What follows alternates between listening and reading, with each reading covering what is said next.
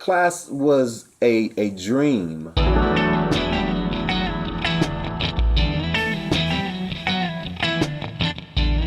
I thought in terms of what I would want for my own child. What we're doing has a resonance, it has a message for educators. That seed is planted and it's going to go and grow. I think education is important because it's the equalizer. People thrive when they are encouraged, when they're validated. It's just common sense. Everything that we wanted for African American and Latino children, we had to fight for. CLAS is not just a school, it's a movement. Our story needs to be told.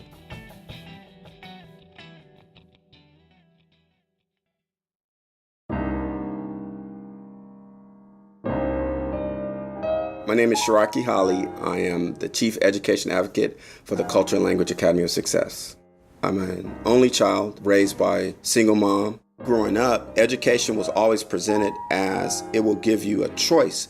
You have an opportunity to be and do what you want. Started off in a public school, Arlington Heights Elementary, and the teacher told my mom, if you leave your son in this school, you're gonna lose him. And the next day, my mom put me in Catholic school. Went to Daniel Murphy High School. We couldn't afford the tuition, so the first 2 years I had to work summers with the custodians, getting the school ready for the fall. So there I gained appreciation for what goes on inside a school when the students aren't there. I went to Cal State Northridge, really thrived, particularly in the Pan-African Studies department. And I remained at Cal State Northridge for the rest of my undergrad. Ended up at USC, where I went for my doctorate in education and focusing on curriculum instruction.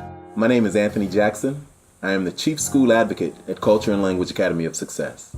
I had the benefit of growing up in a community that was probably the best neighborhood for a young black boy to grow up in ever. It's known as the neighborhood. There was a cross sector of socioeconomic statuses, folks from both sides of the tracks, and I believe that it provided a very rich experience for me as a youngster growing up. Schooling began at Avalon Gardens Elementary. Undergrad at UCLA, graduate studies at about 3 different universities. I taught at 99th Street School for 10 years. Just a really fine group of educators there. I wanted my children to have that experience, and so they attended school with me. Ultimately, they got a private school education for free. My name is Janice Buckner, and I'm one of the co-founders of CLAS and serve as the Chief Educational Advocate. The memory that stands out for me the most about school is 2nd grade. I was a bright kid, but I was a busybody. And I did not just my work, but I did everybody else's work. And when the teacher would call upon me, invariably I could always give her the answer.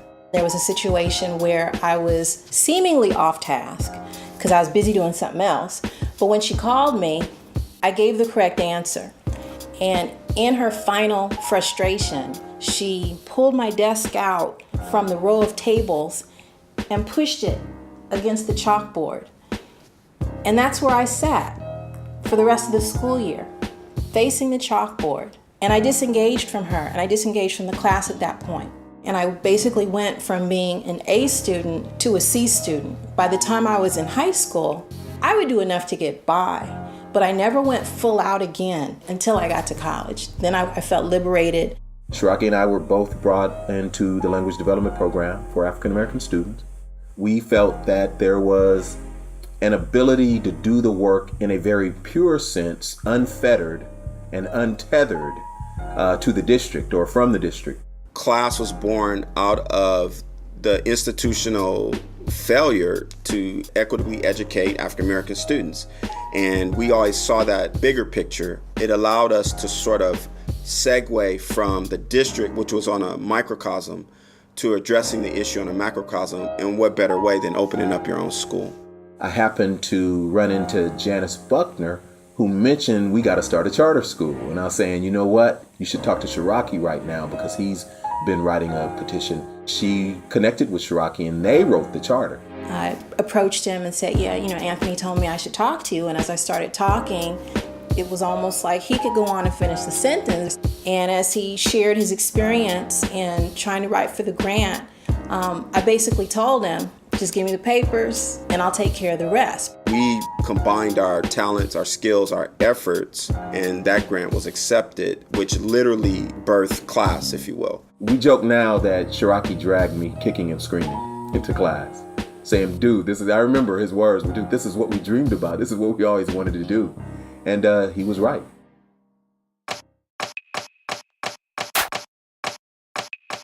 We started off with the idea that we didn't want to have a single leadership, that the school could be, in essence, operated and directed with 3 people who each had their individual advocacies and based on their expertise. My advocacy and expertise was around the vision of the school, the curriculum, the instruction, the teacher development, and also how to build it as a community. Janice's expertise was her legal background, her knowledge of charter school policy, and also funding. Anthony's expertise was administrating, operating the school, what goes on with the day-to-day operations and dealing with special education and parent issues and technology. We created this idea of an advocate, and we would be the chief advocates, with each of us having that role. We hired Dr. Orange, who was a former teacher here at CLAS, and this year we were able to make her officially the principal of CLAS. The target student for CLAS was the student who was in the traditional public school who was not having success.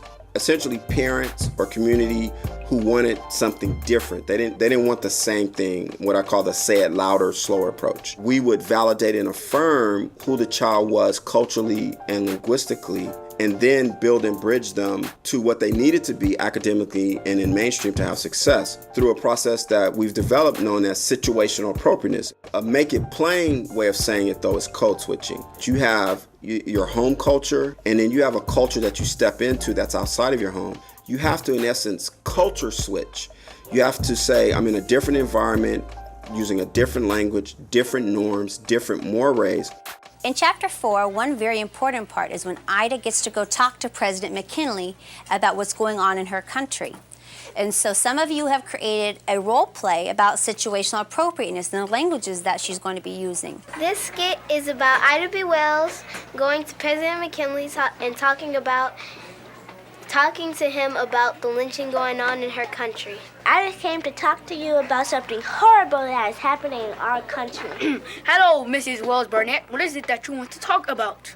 Did you know that 10,000 black men and women have been lynched since the Civil War? I'm shocked. This part of the skit is about Ida going home and talking to her husband Ferdinand about what happened. So what happened, Ida? Well, I talked to President McKinley about the lynching. I told him how we ain't gonna put up with it no more.